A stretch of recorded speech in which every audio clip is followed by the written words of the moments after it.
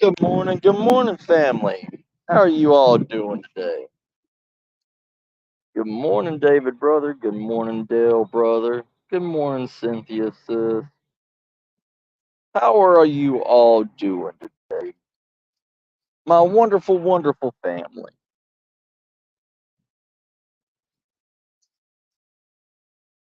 So, I'm off today. I'm off tomorrow. Oh, you know, what's up, John, brother? How you doing? You know, life is very, very interesting. You know, there's that wonderful, wonderful quote from a beautiful, beautiful movie called Forrest Gump. Right? And the quote is, life's like a box of chocolates. You never know what you're going to get. And that is true. And that is very, very, very true. Because the world is ever changing. The world is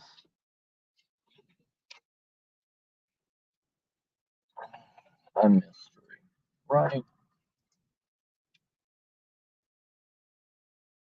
You know, we're all here searching for answers. We're all here wanting to know the truth about everything. And that's the thing with life. That's the thing with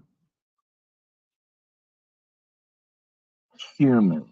We're never satisfied.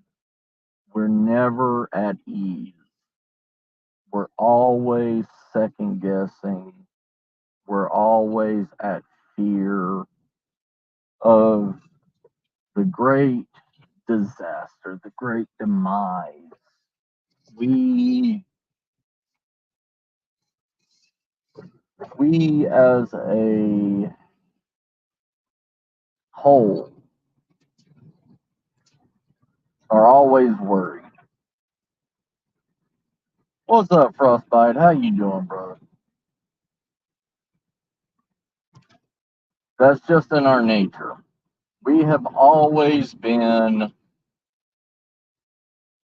a race of fear. We've had to run from creatures stronger than us. We've had to run from natural predators. We've had to climb into trees, hide into caves. We've had to do everything to survive, to be what we are now. If it wasn't for our fear, if it wasn't for us questioning the dark, questioning what is out there, we would never have gotten this far in life. Correct?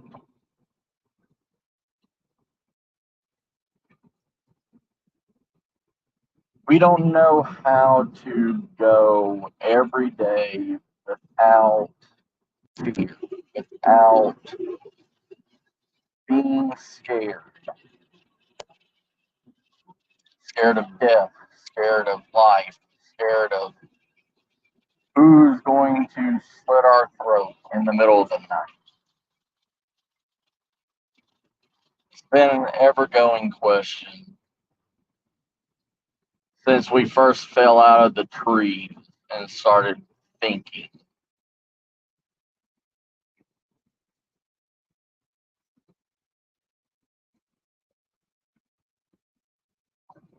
That's the reason why we use weapons. That's the reason why we hunt those same creatures that wasted on our ancestors.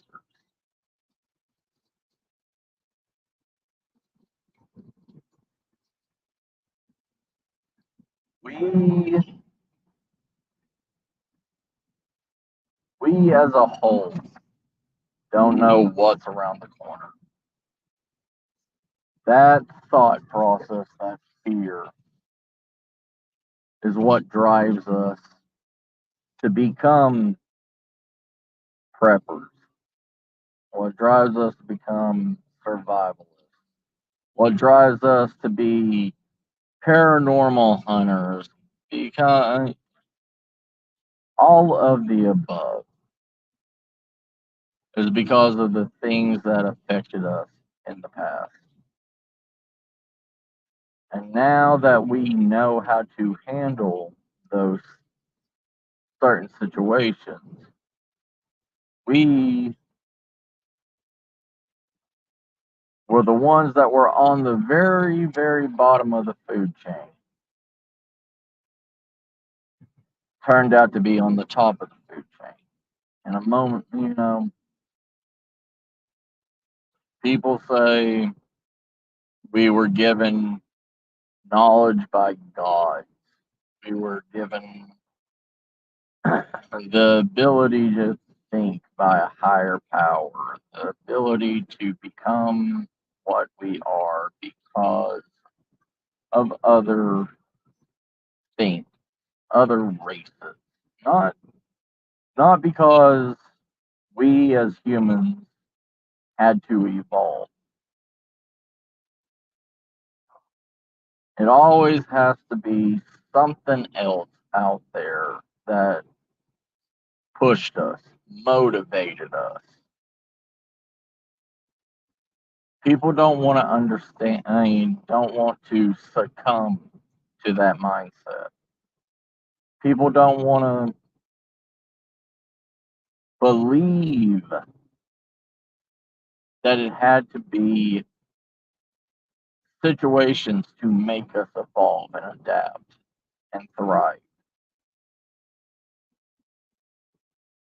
Why did we create fire? Oh, it was because some god struck a tree with lightning and created fire. If that was the truth, then why did we research and why did we learn how to recreate that exact same moment? How did we learn that fire not only kept us warm, it kept us safe. It kept us safe from the dark. It allowed us to see at night. It allowed us to cook our food, process water, make our lives better. You can even look at our ancestors. Our ancestors, not everybody knew fire. There was only certain individuals in the tribe. Sorry about that. There were certain individuals in the tribe that were the fire masters. And it still is in even African tribes to this very day. African tribes still have one person that is a master fire maker. Even in a day of age where there is a big lighter on every shelf,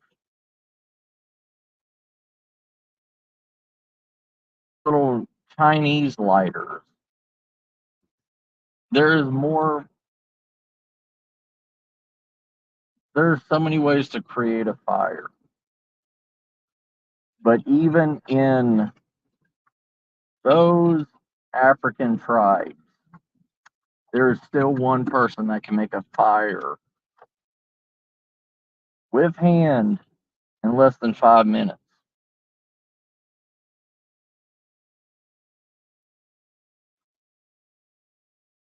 people, it's the same thing with people that are able to find sources of water. The skill of using dowsing rods. My has the dowsing rod been used for God knows what? It was a way for people to find a source of water in the beginning. Then people started using it to find metal. People started using it to find gold. People started using it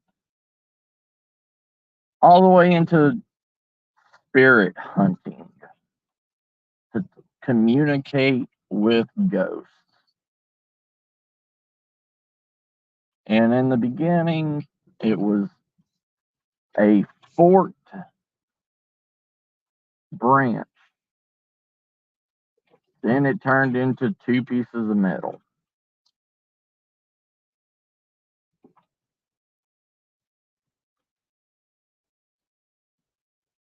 The old ways are being forgotten. The traditions are being forgotten. Our ancestry, our ancestors' knowledge is becoming bastardized. Very, very quickly, it's becoming bastardized. Because we are in a time period now that those skills are not needed anymore. Those skills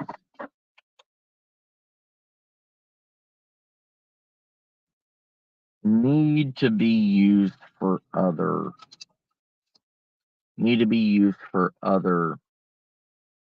things now instead of what it truly was for and remembered for what it truly was for.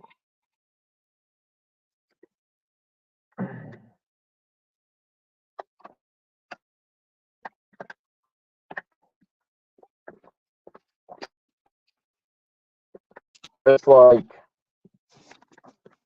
in the beginning of time, we drank water all the time. Then it came around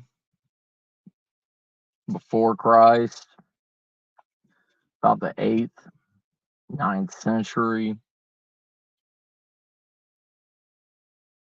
We started finding out that the process of making beer, making ale, and the process of making ale or beer from monks, monastery monks, and that was cleaner than the water that we were drinking.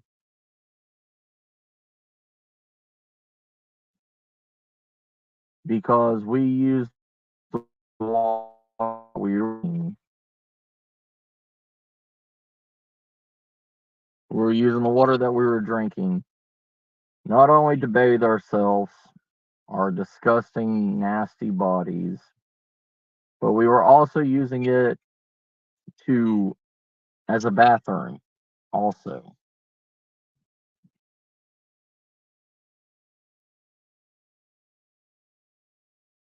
We are the most disgusting thing on this planet, humans. Whether or not you want to believe me or not, we are. We are completely and utterly disgusting. We are the ones that have created 99% of the sicknesses because we are a walking septic tank. Our ancestors, our native ancestors, never once had to worry about sicknesses until white man came. People from other countries came and ruined great civilizations. You may not think the Native Americans were that great of a civilization because they didn't build houses, they didn't make gigantic fortifications. They didn't need to. They stayed in close knit families. And they followed the animals. They listened to the land. They listened to nature.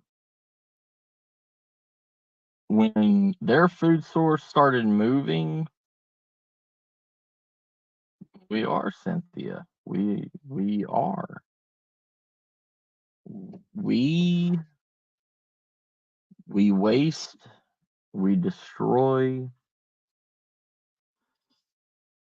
and we overuse and overabuse every bit of abundance that we had. And now the ancestors, the bloodline now. What's up, Eli? How you doing, brother?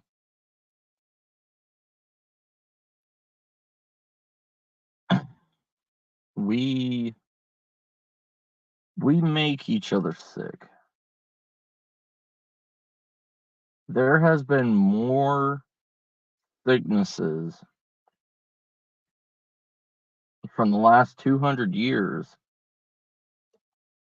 that have came back because people are disgusting.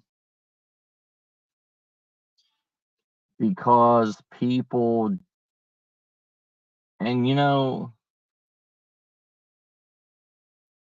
can believe me or not, but a lot of the diseases and everything that are coming back is because of people's sexual activities. I mean, if you look at a majority of humans, there has been a lot of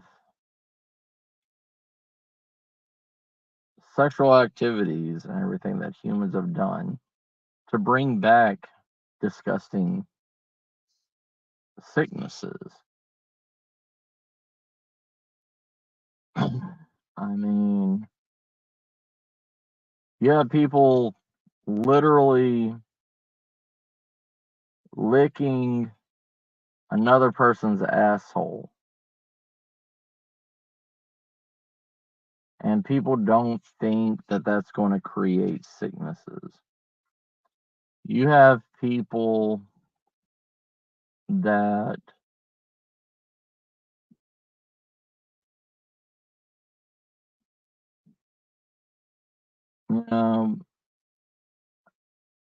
we are, the government and everything has allowed this to happen. Society has allowed this to happen. Society has allowed sicknesses, and I'm not judging people. I'm not judging. Well, maybe I am. But I'm making it a reality. If you don't know, if you don't understand what comes out of a human body from urine and feces, Yes, I am, Eli. It's going to go over all that and everything at the end, brother. But,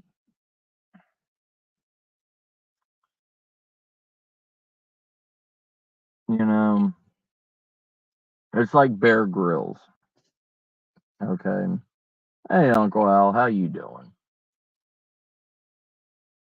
It's like Bear Grylls telling people that they can literally drink their own urine.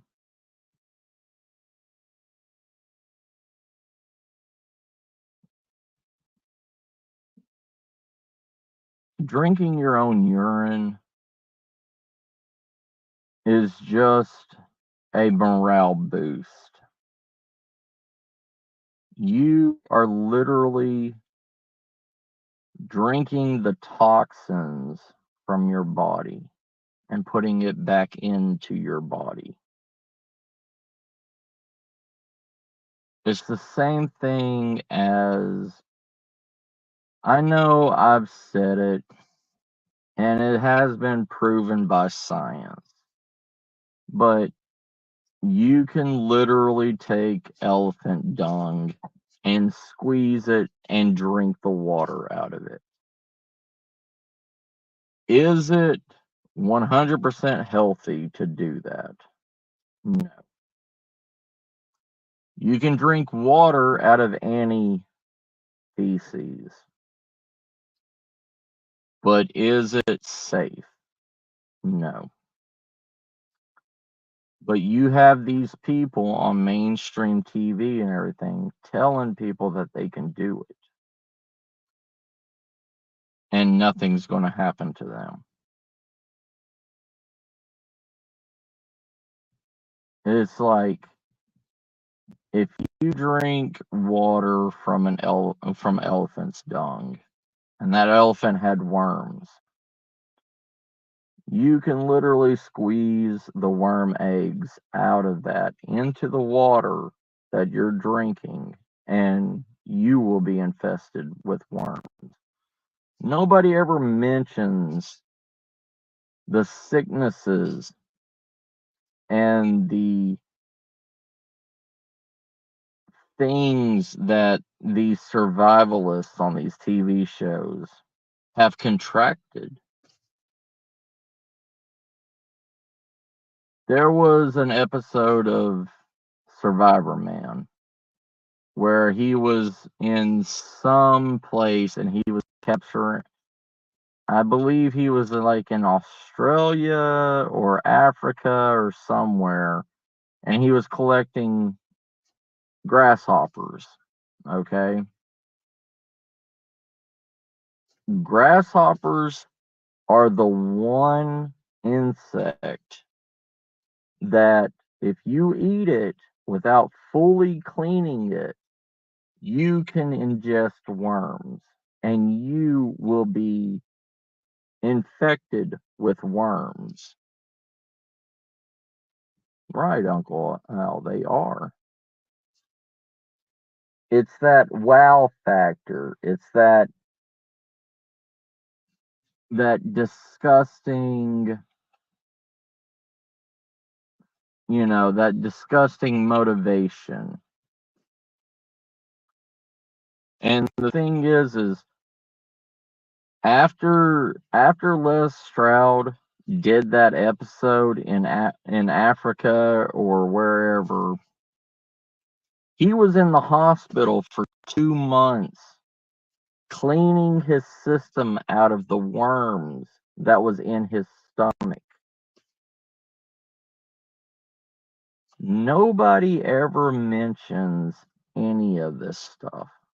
Nobody does. Nobody says anything about what happens to these survivalists, what happens to these people that are training you with knowledge to go out into a situation and actually survive. Yeah, they survived, but the thing is they had extreme medical treatments afterwards to clean and purify their body. Look at, look in California right now. California has a big movement right now of injecting themselves with, actually eating tapeworms to lose weight, and they don't get medical treatment to get these tapeworms removed.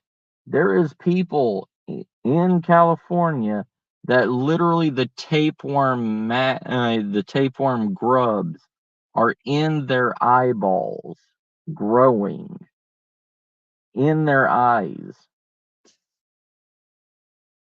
because somebody told them that it's safe to do this.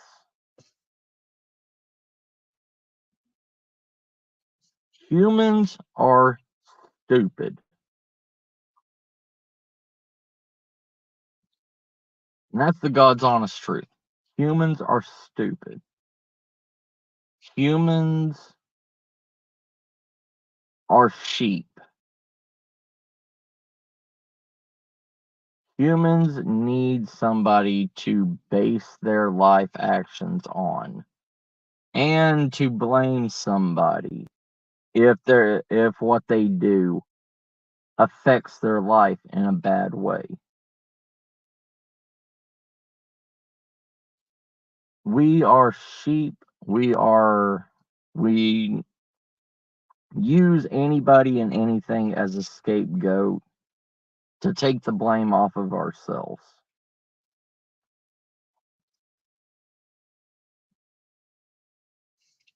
Yeah, Ebola is still rampant because people in other countries that have Ebola rampant are afraid of taking modern medicine.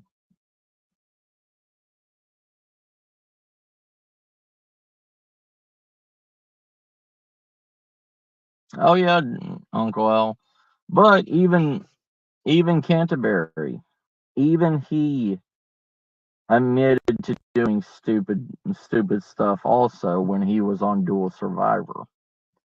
Like, it was just a theory when he literally shot himself in an episode, and he had to pull the bullet out, and then he bit open a shotgun shell, poured the gunpowder into the hole in his shoulder, put moss on top of it, antiseptic moss, and lit it on fire to cauterize the wound in his shoulder. And the same thing is when he cut his arm, he did the same thing. He cauterized the wound with gunpowder. He said that was the most stupidest thing that he ever did, but he had to do it because Discovery Channel said that this is an idea from the survivalist community. I mean, that could have caused so much problems with him. And he when I did the class with him and everything, he showed me the wounds. He showed me the horrific scars that it left on his body from when he cauterized his wounds. I mean, there was also the time when they were in the Louisiana swamp and they ate turtles. He said he got worms from the turtles that they ate because turtles are harbingers of worms also. Wild turtles. I mean, I ate turtles growing up, but we only ate snapping turtles. We never ate any of the basic tortoises. I mean, we ate snapping turtles, but I never got worms from it, but I'm not saying that we couldn't get worms from it. It's the same thing as squirrels. People don't understand that you get a lot of these older generation people and everything that tell you, oh, yeah, just go and kill a squirrel, right? And eat it. You can survive for days on squirrels. Yes, you can. But there is a disease that squirrels get from eating acorns, and it's called brain rot. And it's where brain maggots go into their brain and make them go crazy. When you shoot a squirrel, you kill a squirrel, you have to split open its skull and see if it has worms in the brain. If it doesn't have worms in the brain, then you can eat the body. If you don't check it and you eat one of those, you can get infected with those worms also. Yeah.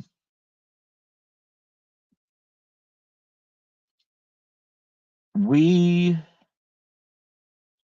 as preppers, we as survivalists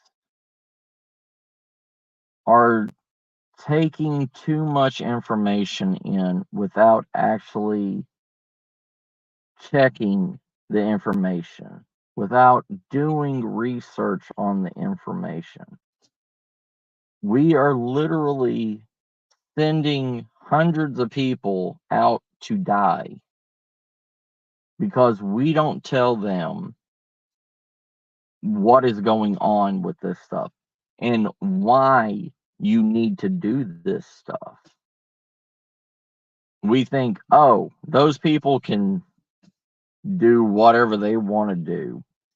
They can take this information and go whichever way that they want to with it. It's just like if you're in the Badlands, all right? If you're in the Badlands, there is still rats out there that have the bubonic plague.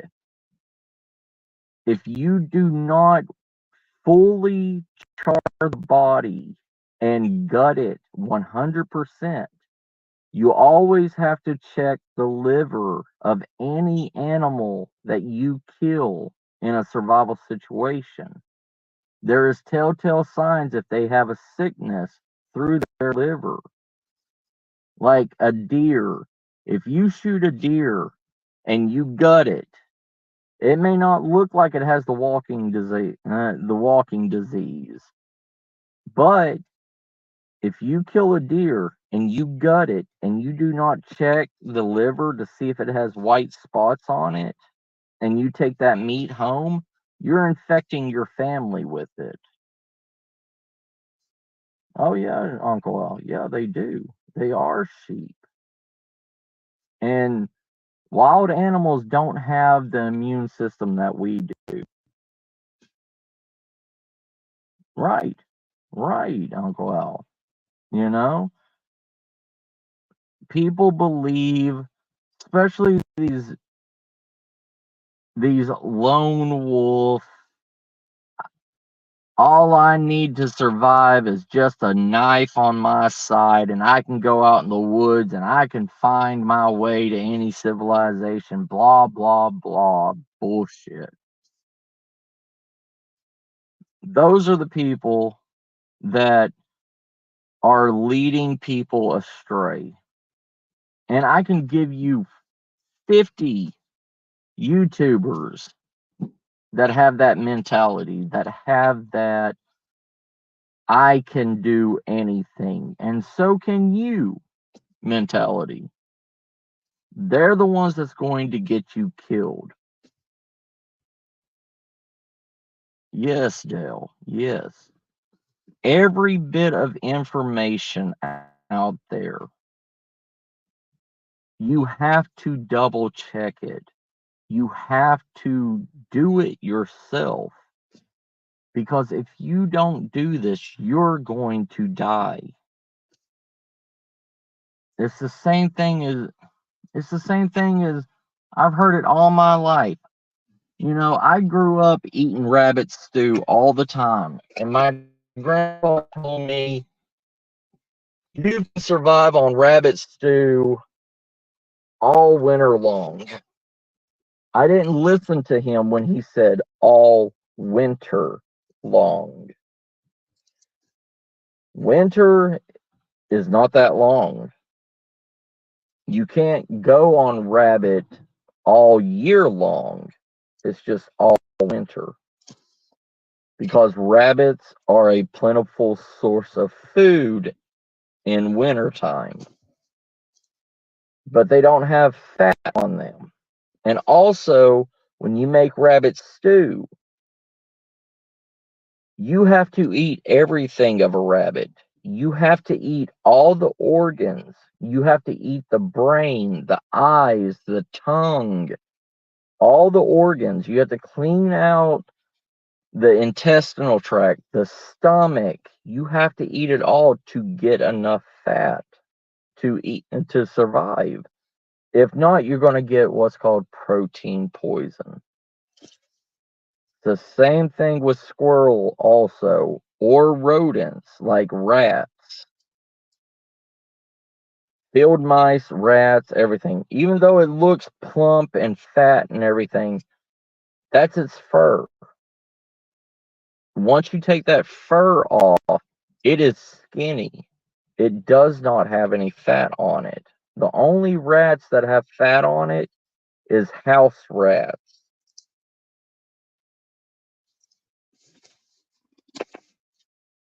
Yeah.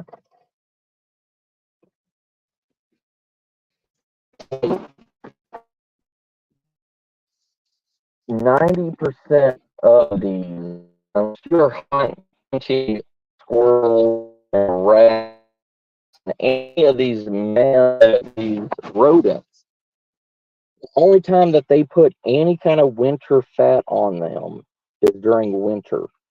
The rest of the time, it's all muscle and it's lean. If you go out to the Chihuahuan Desert right now and you think you're going to survive on rats, you're not, because they're just lean meat. That's all it is. And what little fat that they do have, once you cook it on an open fire, it's going to sizzle that fat away.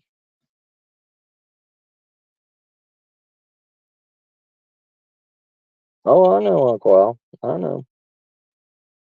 And I watched your upload last night and everything too.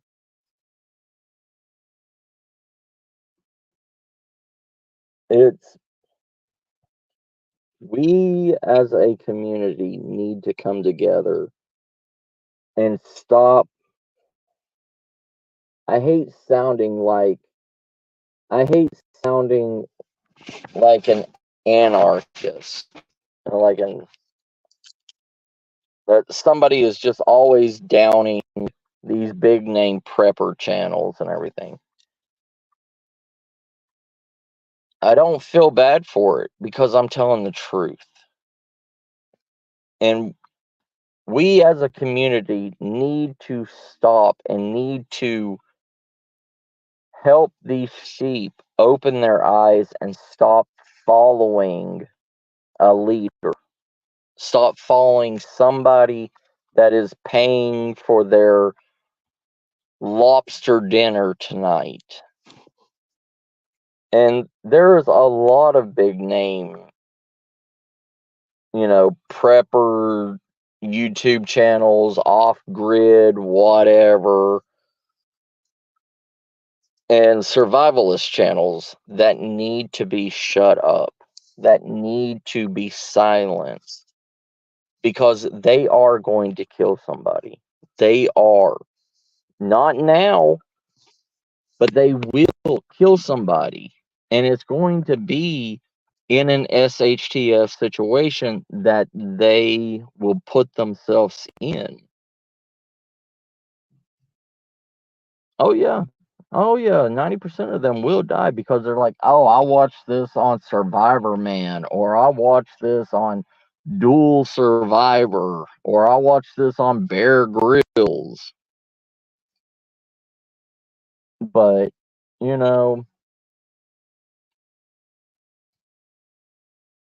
it's that mindset.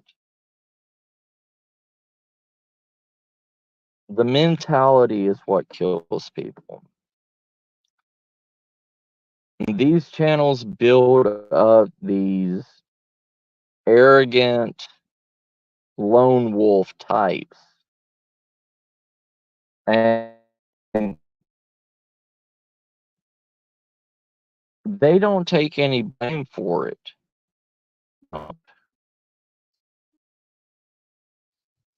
Will never take any blame for it. It's just like just the one.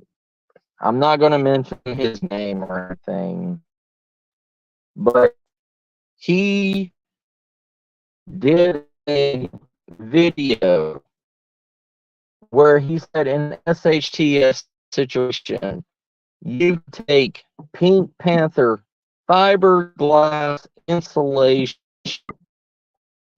and put it in a clamp tea bag, a tea holder or tea soaker, and light it on fire and cook food or water with it in an emergency situation. Does anybody know what burnt fiberglass smells like? Does anybody know what burnt fiberglass does when you inhale it over a certain amount of time? Hey, Marianne, how you doing, sis? It creates black toxic smoke. And black toxic smoke, even inhaling it for 5 minutes, will poison you. It will clog your lungs. It will create black lung. That's why when a house is on fire, they tell humans stay back 50 to 100 feet from it because of the inhalation. Or they will take it. If it's a big enough complex and everything, they will tell people to evacuate the area.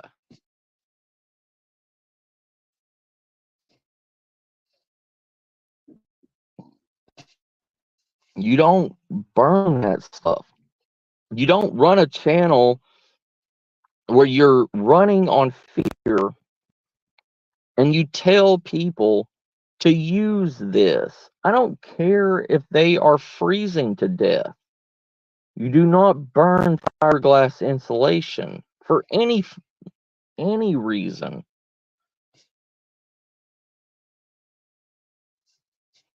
If fiberglass insulation was safe to use, don't you think they'd be putting that in survival kits?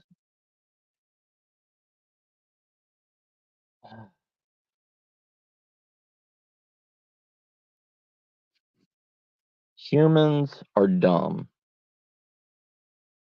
Right, right, Uncle Al.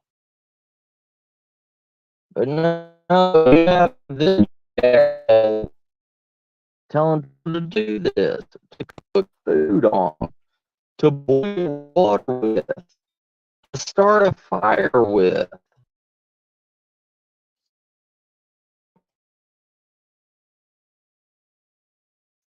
If we are, if we are going down this hole that we are running out of that, I mean, out of so many ideas that we're going to extremes of poisoning humans. Why are we here? Why do we allow it? Why does YouTube allow it? Why does YouTube shut down truth channels but allow channels like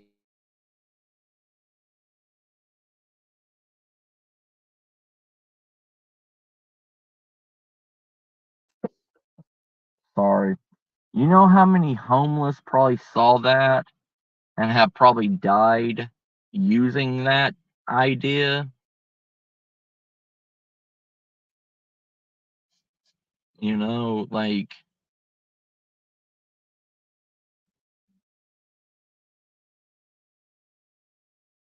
it makes me sick to my stomach.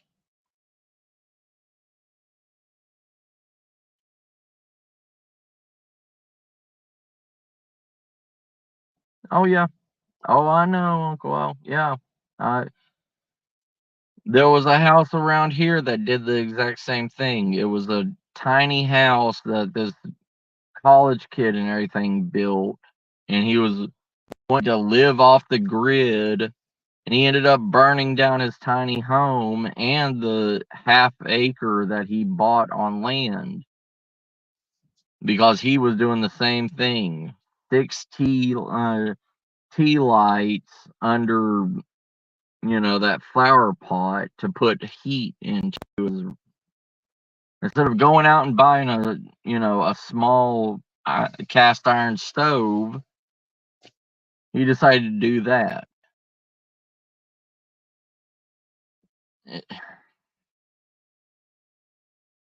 In moderation, it's okay to use that flower pot idea if you are there. But a lot of people will use that and fall asleep. People, it's like people that don't understand how to use propane, people that don't understand how to use kerosene. Kerosene inhalation, propane inhalation.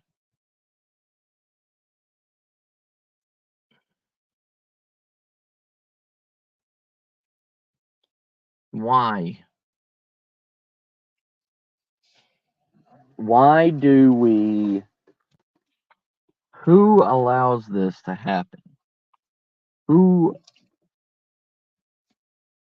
who wants to hurt channels like us that are actually trying to teach people actual, real ways of living, real ways that are scientifically proven to be good, to be right?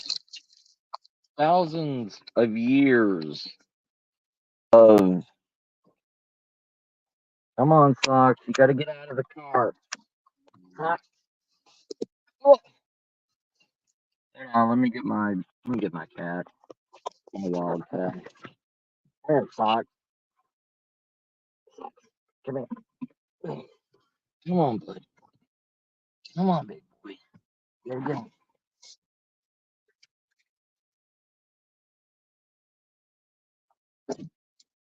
All right, sorry about that.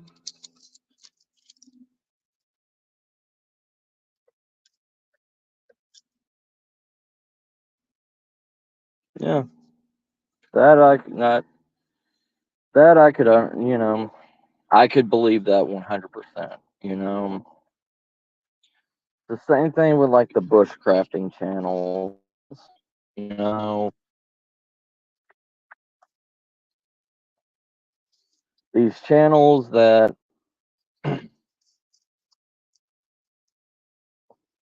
Hi, bud. But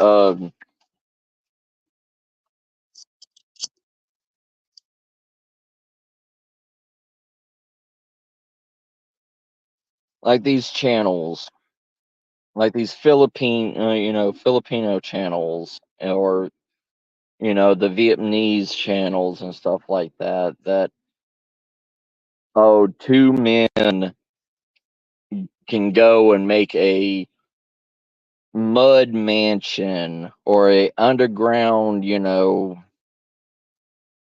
pool or whatever. You know, I've seen those channels. I've seen the tread marks of heavy machinery that's been in and out of that digging holes. Have you ever dug a 20-foot hole by 20-foot, like a 20-foot wide by 20-foot deep hole with a stick? Have you ever done that? Has anybody ever done that? Ow, cats! I am not a playground. Hey, Wally, how you doing, brother? No problem, Uncle Al.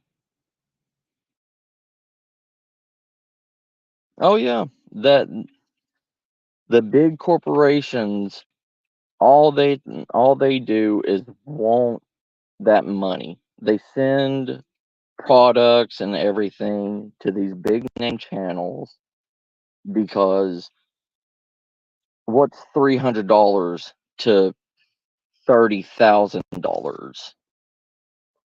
That they'll make from the revenue of their 500,000 subscribers or whatever.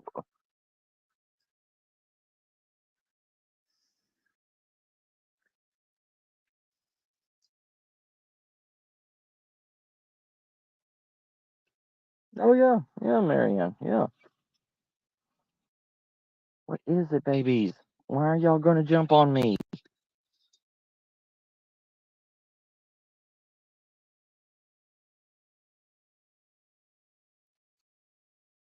We are living in a world of fake, fake everything. It's not just paranormal. It's not just cryptids. It's not just UFOs. It's even here in the survival and prepping communities. It's here in the homesteading communities. It's here in the tiny house communities. 90% of these channels are complete and utter bullshit and fake.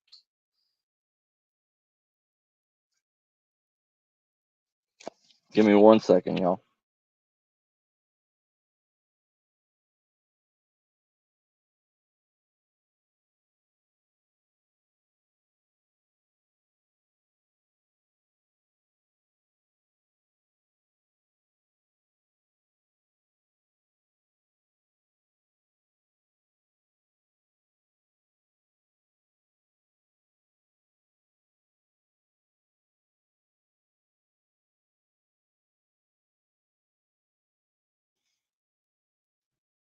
All right, I'm back. Sorry about that. But yes, this world is controlled by fake. They know how to market. They are like most of these big name survivalist channels, these big name prepper channels, stuff like that. If you look at the people, if you look at their backgrounds and everything, half of them are market managers, half of them are business managers, half of them have a degree in marketing. That's how they're able to get so many subscribers to their channel. That's how they're able to get big name companies to give them whatever product because they know how to market it. They know it's like old glorious Canadian prepper. He markets Silky like it's his golden child. That guy has sold more Silky katana blades than Silky has ever done because he knows how to market it. He knows how to make people and get the right camera angles and everything to make people want the product, not knowing how to use it because it's a pull cut system, not like American saws that is a push pull dual cut. It's a Japanese pull saw. Hey, Adonir, how you doing?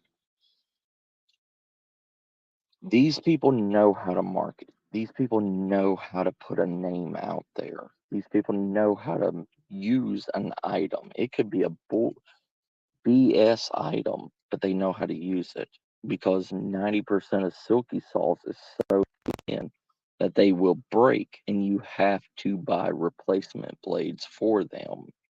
And the replacement blades are more expensive than the actual saw itself.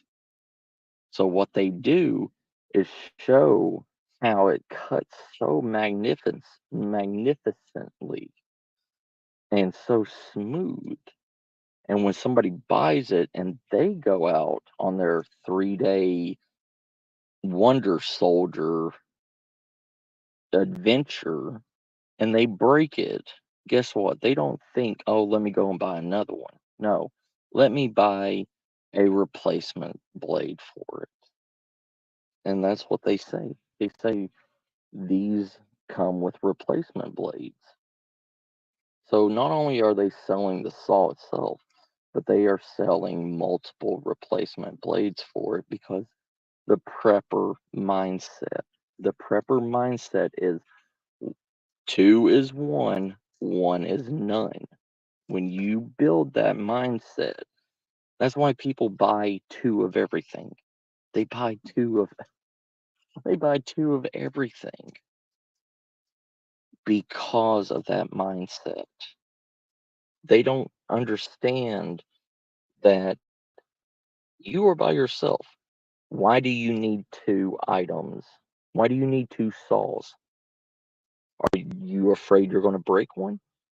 Are you afraid you're going to give it to somebody? Or are afraid you're going to lose it? If you lose a hand saw, there's something wrong with you. If you can literally lose a hand saw, there's something wrong with you.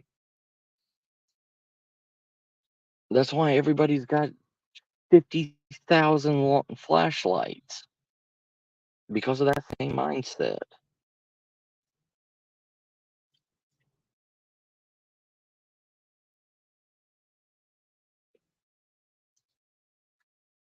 These channels don't care if you don't even have enough money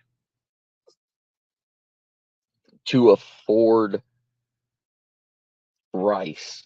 They don't care. But they're going to eat and brew that mental fear. Fear is a motivation. Remember at the beginning of this when I was telling fear is motivation. Fear controls us. And that's what they do with these channels. They make you fear that you need this. You need this over anything else.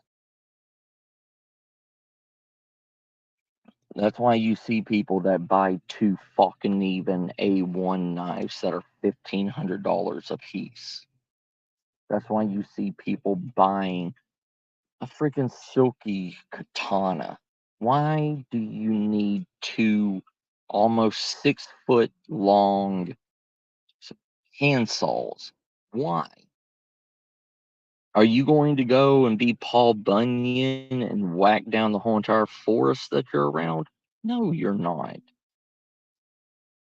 If you're a survivalist and a prepper, you are taking the materials that you need off the ground 90% of the time because you're not going to be staying in the woods and being a bushcrafter and making a picket fence and a mud hut. No, you're not. Your preps, your livelihood is at your house. It's where you keep your preps, where you keep your food. You're not going to bug out into the middle of the God knows where. If you are that person that spends $10,000 with prep food in your house, then you say, oh, well, I gotta go. I gotta go out into the middle of the woods. You're dumb. Ow. Cats.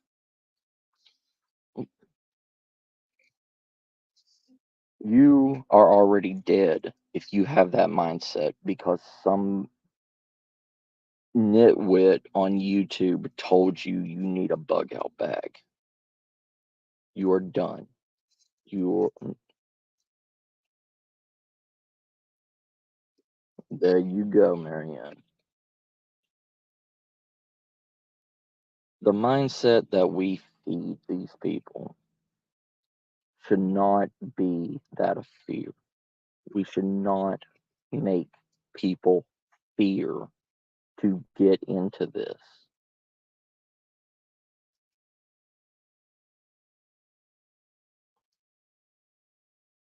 And you should not contradict what you say. You should not contradict telling people to prep, contradict people into buying stock home, having buying stock of food and MREs and all this stuff and having them prep at their house. Then turn around and tell them that they need a bug out bag. You don't, you're contradicting yourself. You're telling people to stock up at their house, at their home base, at their castle. Then you're also saying, oh, by the way, get this $300 bug out bag for the emergency situations. No, you need to tell people to get a small get home bag because you have everything at your house.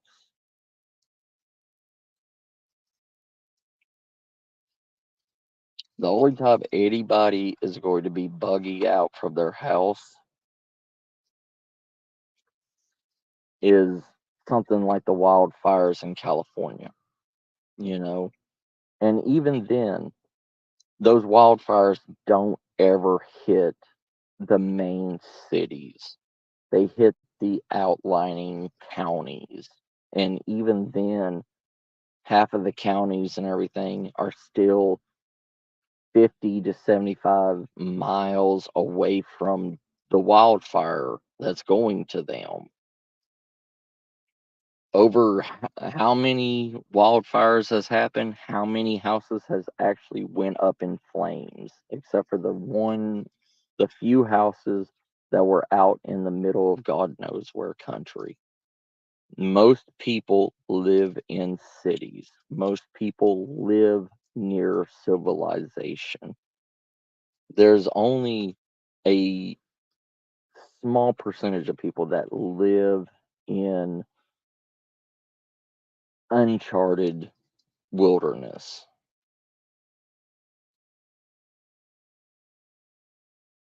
And people get that fear. People have that fear. Oh, the wildfires are coming. I've got to leave.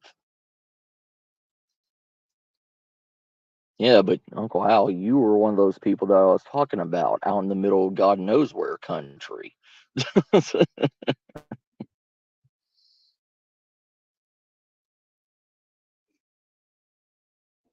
But the thing is, you don't live out there now, though, do you? You don't live anywhere near where the wildfires will get to you, right?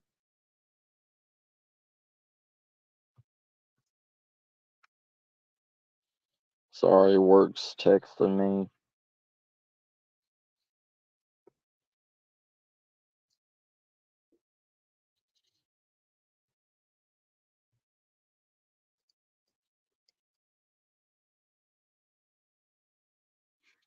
But, you know, these these people that motivate these people, right? Yeah, that's what I'm saying. Like there's certain circumstances where you would have to, there's very few and far between circumstances that you would have to leave your house, like being in a ranch out in the middle of nowhere. Because ranches, you're not going to find a ranch in the middle of the city. You know what I mean? You're not going to, like, even my 7 acres right here, I am 15 minutes. I'm 15 minutes from the city, you know. If a wildfire happens here or something like that, it's not going to get to me. And even then, I've got a whole entire moat of water that's around me that I can use to put out the fires with. Hey, Joseph, how you doing, brother? Yeah, that's understandable. But nowadays, most people do not live in the middle of, in the middle of God's country. They just don't.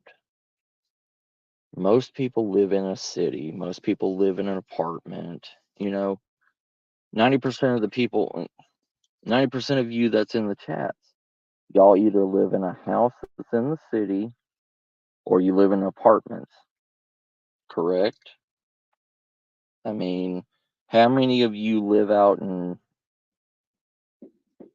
the country where you have two neighbors? How many of you? If you live in the country that have two neighbors, put a one in chat. If you live in the city or live in an apartment, put a two in the chat. Just to show just to show what I'm talking about.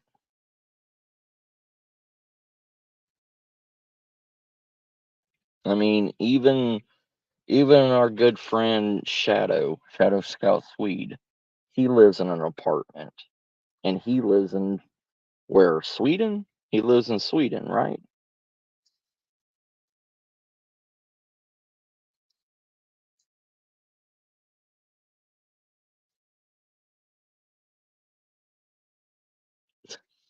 That's what I'm saying. That's what I'm saying, David. Yeah.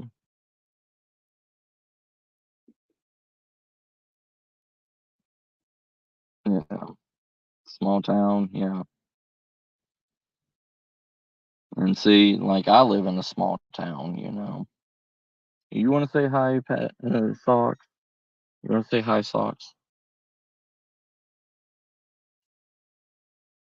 Yeah. House 5 minutes from town? Yeah. See, that's what I'm saying. That whole, white picket fence in the middle of nowhere, not, you know, not having to worry about, you know, being on your own, that whole entire, prepper mindset and dream. It's that. It's a dream. It's a dream to more than 75% of the actual prepper and survivalist community.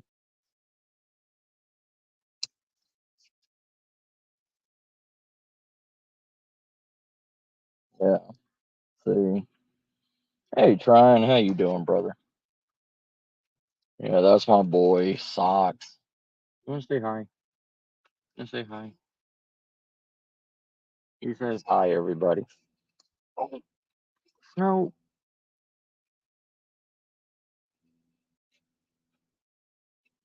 Yeah. Oh yeah. And even me, I live in 100-year floodplain. So, you know, the water and everything literally has flooded out my 7 acres. But I live at the very top of the hill away from everything. And my house, my house hasn't flooded out or anything, thank God. But it can. So I have to worry about that. But if the water gets to that point on my land and I'm seeing the water rise, I'm already screwed as it is because my driveway runs right beside the creek, runs right beside the creek. So if that creek starts flooding and it goes over my driveway, I can't escape either way. So I'm going to stay here. I'm going to stay at my house because that's where all my food and everything is. I can hold out until the water rushes past. Hey Derek, how you doing, brother? There's no point in me leaving this house if the flooding comes. There's just no point. And yes, houses can be rebuilt. Everything can be rebuilt. In this day of age, everything can be rebought. That's the truth. It, if my whole entire house and everything gets flooded away or destroyed, I lose all my preps. I lose everything. It can be rebought. It can be restocked. That's not a problem. But if it happened during SHTF or an end of the world scenario, that's a problem. Yeah, yeah. The big freeze. I couldn't get out. I had to, like, I couldn't. I was already trapped in the city. Me and the wife were trapped in the city. We could not get back to the house. So we went to the grocery store, we bought everything that we needed food wise, and we held up in in a hotel room for that whole entire freeze duration. I mean, you know, that's what you have to do. I was already in the city. My wife was already in the city. We both met at at the same place. We have backup plans for that. If we can't get home, we both meet at a known location. One of us or both of us, she goes and gets whatever she can, I go and get whatever I can, and we meet at the location and we have food. We have clothes. We have everything that we need.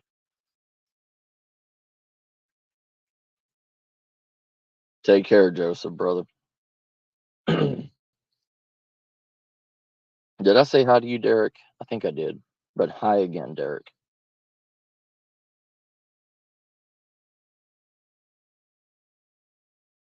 Because there is going to be times when you just cannot get home. There's not. You have to plan for those situations. You have to plan ahead. I had my survival gear with me. I had my small little bag with me. We had ways of making fire. We had ways of cooking food. We had everything.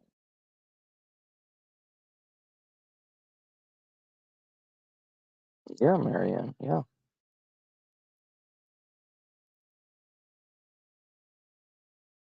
Yeah, I understand that, Derek.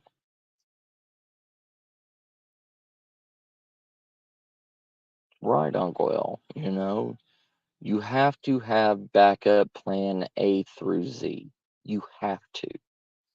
You cannot stick with one plan and think that that one plan is going to take care of every situation because it's not. If you are that person that thinks you're going to survive with one plan, you might as well just give up because you're not. You have to have multiple places. You have to have multiple ways of getting stuff. You have to, because even in your survival bag, even in your get home bag or whatever, you're not going to have everything that's going to take care of you for the long haul. Get home bags, bug out bags, survival kits, they're only good for a certain amount of time. That's true, China, they are.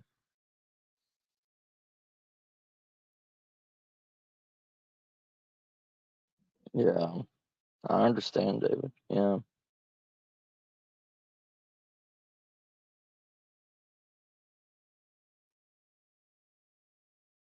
Because shit hit the Fed is just an acronym to who knows what happened. There is no dedicated plan to SHTF. There is none. There is no, this is a 100% proven theory that is going to make everybody survive, you know, situation 1 through 100. It's not. SHTF is just that. It's SHTF. Shit hit the fan. You can have a 10-year plan, and I bet you anything when SHTF happens, it's going to be something that you never thought it was going to happen. What's up, Kat?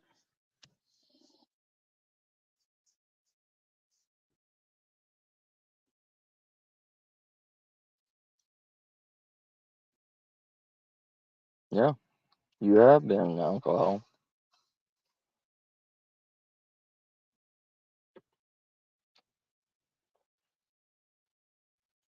The mindset, the conceitedness that a lot of YouTube channels are feeding to people, that mindset of I'm invincible,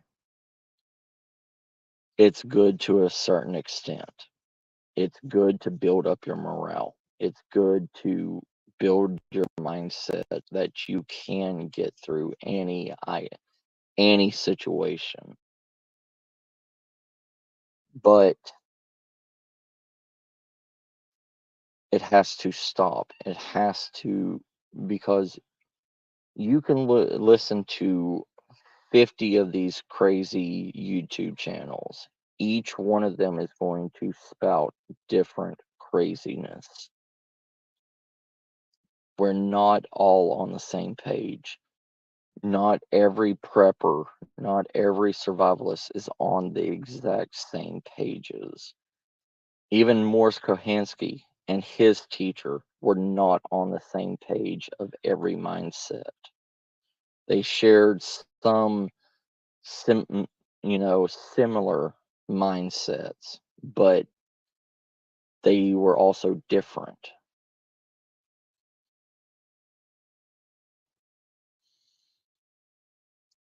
No.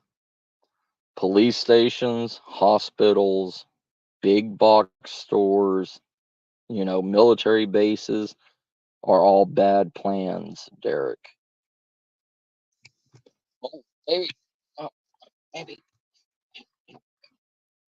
Those are the things that's going to be hit first in SHTF, because Walmart is going to get hit first because of food, clothing, anything and everything is in a Walmart. Police stations are going to get overrun because in SHTF there is not going to be any law. 90% of those police officers are going to be gone, and they're not going to be holding up in there. Same thing with emergency people, doctors, EMTs, stuff like that. They're not going to be around either. They are going to be with their family. Even though the HIPAA code and the mindset of, oh, we have to stay and help everybody. No, there may be a few that will stay at hospitals and stuff like that out of love for the patients, the ones that are immobilized that can't leave. But the majority of doctors, surgeons, whatever, are going to be gone. Even the doctors are going to be gone. And then chaos fills. chaos takes place. People are going to go to hospitals because they believe all the medication and everything that they need is going to be at the hospitals. Say hi to Ginger. Ginger says hi. Oh, Ginger, what are you doing, baby?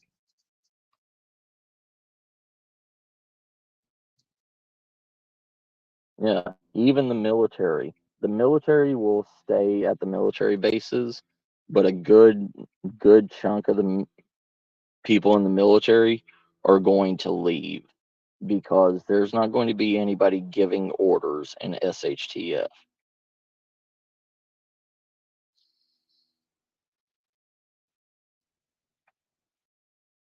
Yeah, but even you, Derek, if real SHTF situation happened and you were in the military, are you going to stay there and serve some dude, some sergeant major, or some general? Or are you going to leave that base and go to your family in real SHTF? Real life threatening shit hit the fan situation. You're going to go to your family. I don't care who you are. Your dedication is only so far. Just like me, I'm a security guard. You think I'm going to stay and protect some corporation building when SHTF happens, or am I going to come back and protect my wife and my home? I'm leaving. I'm going to protect my wife and home because they're not going to pay me. They're not, I'm not making a paycheck ever again. I am leaving, hands down.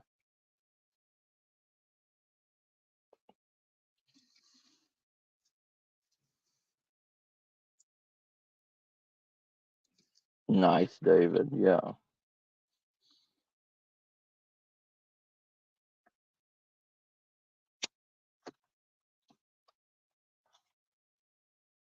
Yeah, the government is going to try to control people. The government's going to try.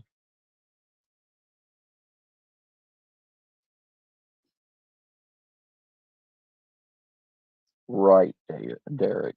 That's what I thought, brother.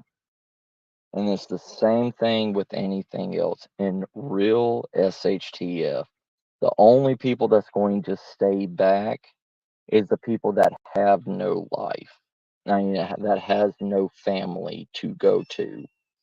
People that have no wife, have no family, people that are in the military just for their military.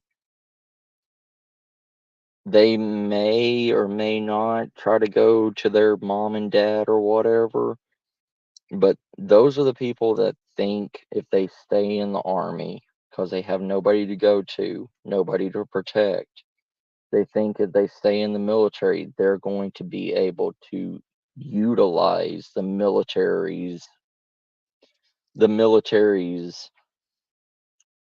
resources. Take care, trying brother.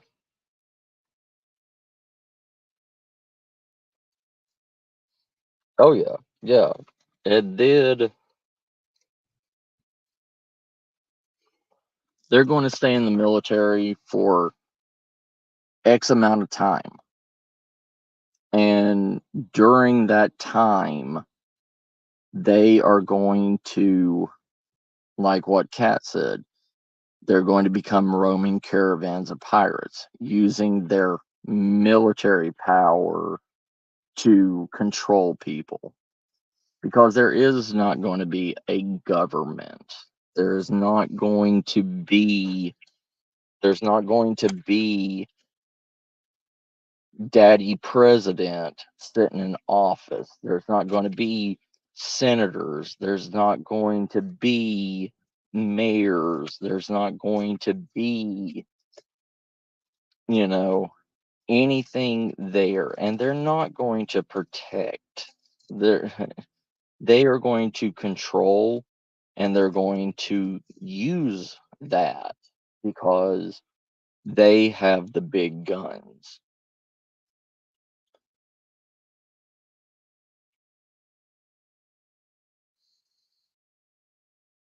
Yeah,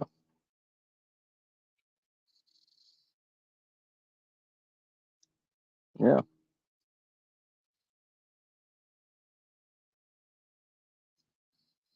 yeah, yep. I mean, we're always on the brink of SHTF. We are. We're always on the brink of it. There's never a month that something isn't going on in the world. I mean, seriously, there's not. In this day of age,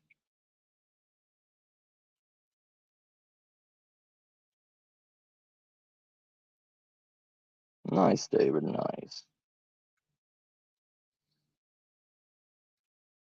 Good morning. You know, yeah.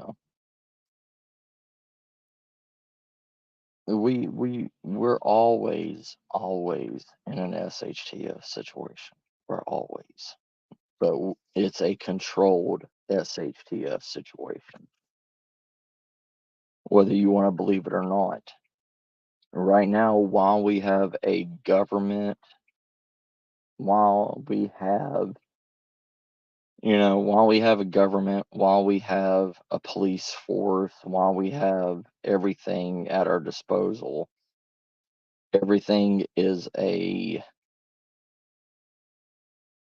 fear ploy. I mean, it seriously is. As long as we still have somebody dictating and controlling us, that's the real SHTF situation. Our government, our law enforcement, our EMTs, our hospitals. That's the real SHTF situation. People that control us. People that says what we can and cannot do.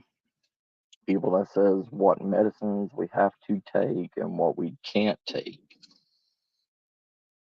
Everything.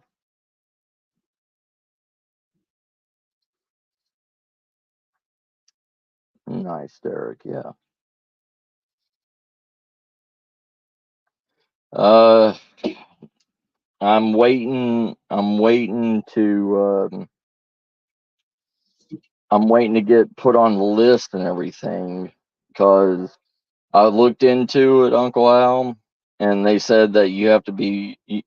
It's kind of like they're doing the TB shots and everything, like they're doing the flu shots and the COVID shots. Like you have to make an appointment and all this stuff, and they have to do like a medical history check on you before they just give it to you. They're not uh here in San Antonio, they're just not giving it out, you know, to first come, first serve people. All right, kids, give me a second. All right, everybody. I'm sorry about this, but I do have to go. I have to feed the animals. I have to take care of everything. I also have to go through my preps and everything. Um, I will be doing another live stream tonight. Um, probably around maybe 6 or 7 o'clock. Going to have a sit down, free discussion with anybody that wants to come up and talk about whatever. Um, nice, Uncle Al. But yeah, be here around 7 o'clock tonight. We're going to have a all situation discussion tonight. But I love you all, family. Y'all have a good night, a good day. Go out and learn. Learn something new today. Learn something that you didn't think that you could today. Keep your intelligence going. Don't let your mind stagnate. Learn something today. All right. I love y'all, family. Take care, fam. Love y'all.